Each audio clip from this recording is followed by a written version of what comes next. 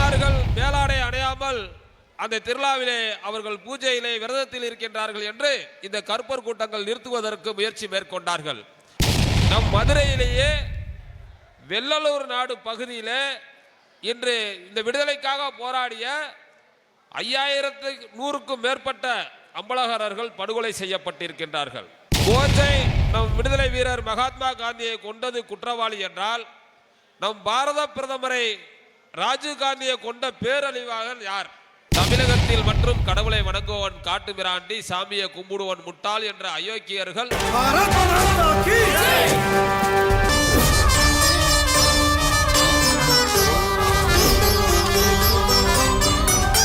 தமிழகத்திலே ஒரு துணிச்சல் மிக்க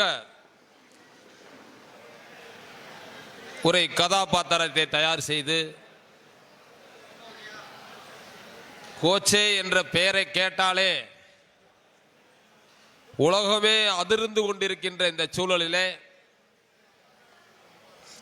கோச்சே அவர்களுடைய பெயரிலேயே ஒரு திரைக்கதையை தயார் செய்து இன்று காவல்துறைகள்லாம் ஏவல் துறையாக தமிழகத்திலே மாறிக்கொண்டிருக்கின்ற காலகட்டத்தில் கூட இந்திய தேசியத்தில்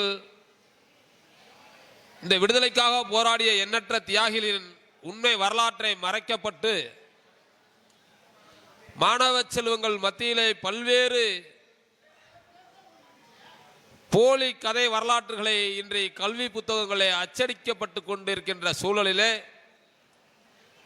இன்றைக்கு நாதாராம் கோச்சே என்ற ஒரு திரைப்படத்தை துணிச்சலோடு மதுரை மண்ணுக்கே கிடைத்த வீரத்தோடு நம் வீரமுருகன் இயக்குனர் அவர்கள் இன்னைக்கு டைட்டில் வெளியிட்டிருக்கின்றார்கள்.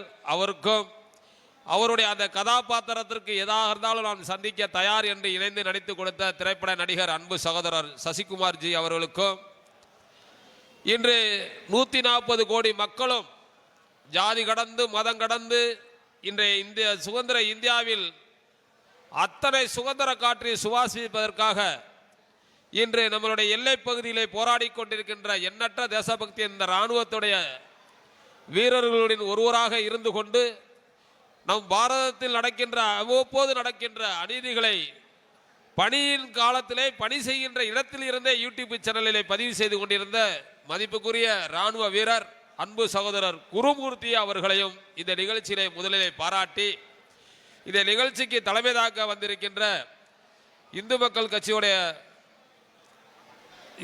கட்சியுடைய நிறுவன தலைவர் ஆன்மீக போராளி அன்பு அண்ணன் அர்ஜுன் ஜம்பத்ஜி அவர்களையும், நிலையூர் ஆதீனம் ஜி அவர்களையும், முன்னாள் நம் மதுரை ஆதீனத்தில் இணை பொறுப்பாளராக இருந்த ஆதீனஜி அவர்களையும், அவர்களோடு இணைந்து இன்றைக்கு பல்வேறு சமூக போராட்டங்களை நடத்தி கொண்டிருக்கின்ற எண்ணற்ற தேசபக்தர்களையும், நமக்கு முன்பால் இங்கே பேசி விடைபெற்று சென்றிருக்கின்ற தென்னிந்திய பார்வர்ட் பிளாக்குடைய நிறுவன தலைவர் அன்பு சகோதரர் கேசி திருமாறன் அவர்களையும்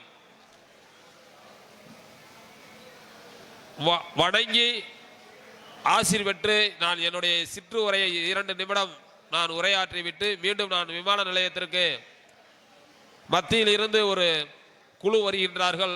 மத்திய அரசு திட்டத்தை பார்வையிடுவதற்காக அவர்களை வரவேற்க செல்ல இருக்கின்றேன். இன்றைய தினம் இந்த சமூகம் பாரத் மாதா கி அப்படின்னா அது பாரதிய ஜனதா கட்சியுடைய குரலாக, இந்துத்துவாவின் குரலாக மாற்றிவிட்டது. ஜெய்ஹிந்த் என்றாலே அதுவும் பாரதிய ஜனதா கட்சியின் குரலாகவும் இந்துத்துவா குரலாகவும் மாறிவிட்டது. வந்தே மாதரம் என்றாலும் அது அப்படித்தான் பேசப்படுகின்றது. தேச ஒற்றுமை, தேசிய நீரோட்டம் என்றாலும் அப்படித்தான் பேசப்படுகின்றது. அப்படி பேசுகின்றவர்கள் மத்தியிலே இன்று இந்தியாவிலே 140 கோடி மக்களுக்கு மத்தியிலே பல்வேறு மொழிகள், பல்வேறு மதங்கள், பல்வேறு சமூகங்கள் ஒருங்கிணைந்த இந்தியாவாக இன்று செயல்பட்டு கொண்டிருக்கின்ற ஒரு சூழலிலே தமிழகத்தில் மற்றும் கடவுளை வணங்குவன் காட்டு மிராண்டி, சாமியை கும்பிடுவன் முட்டாள் என்ற அயோக்கியர்கள் இன்றைய இந்தியா தேசிய நீரோட்டத்திலிருந்து தமிழகத்தை பிரித்து வைத்திருக்கின்றார்கள். நம் விடுதலை வீரர் மகாத்மா காந்தி அவர்களை சுட்டு கொண்டது கோச்சே என்ற செய்தியை கேட்கும் பொழுதெல்லாம் நம் இங்கே இந்த பூமியிலே அடிச்சுவோடு கூட கிடையாது. நம் காந்தியை பார்த்ததும் இல்லை, நேர பார்த்ததும் இல்லை, கோச்சையை பார்த்ததும் இல்லை. இன்று உலகம் போற்றும் மகான் மோடியைத்தான் நாங்கள் பார்த்து கொண்டு இருக்கின்றோம். எங்களுக்கு எல்லாமே மோடி தான் என்ற ரூபத்தில் நாங்கள் வாழ்ந்து கொண்டிருக்கின்றோம். நீ சர்தார் வல்லபாய பட்டேலா பார்த்தா மோடி தெரிவார், சத்ரபதி சிவாஜியா பார்த்தால் மோடி தெரிவார், அண்ணல் மகாத்மா காந்தியா பார்த்தால் மோடி தெரிவார், அண்ணல் அம்பேத்கரா பார்த்தாலும் மோடி தெரிவார். ஆன்மீகவாதி உலகத்துக்கு குருவாக இருந்த பசுமன் முத்துராமலிங்க தேவரை பார்த்தாலும் மோடி அந்த தோற்றத்தில் தெரிவார். ஆகவே எங்களுக்கு காந்தியும் தெரியாது, நேருவும் தெரியாது, கோச்சையும் தெரியாது, ஆனால் மோடியை தெரியும்.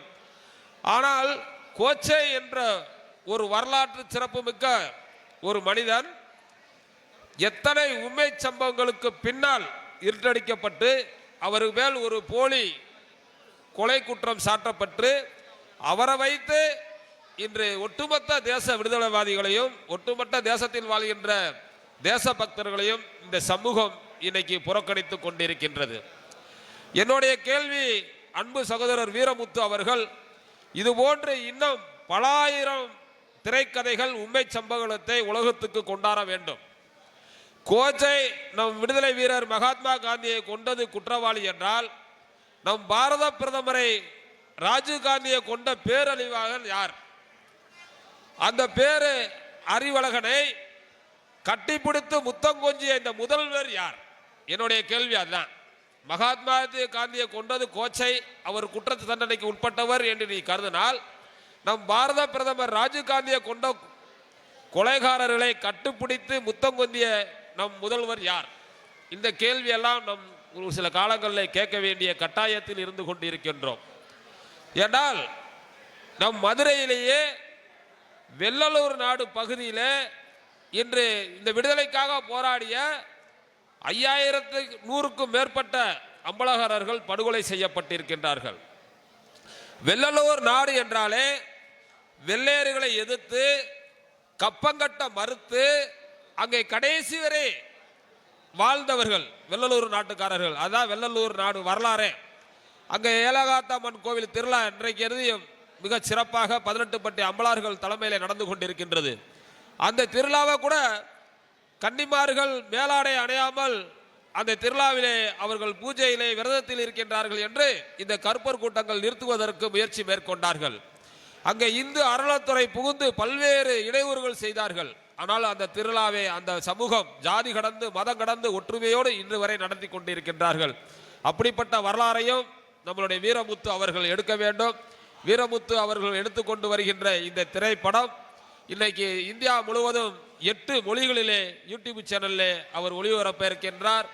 நம்முடைய சென்சார் போர்டு அதுக்கு அனுமதி கொடுத்தாலும் தமிழகத்திலே இங்கே இருக்கின்ற இந்த திராவிட கட்சிகள் திரையிட அனுமதிப்பார்களா என்று எனக்கு தெரியவில்லை.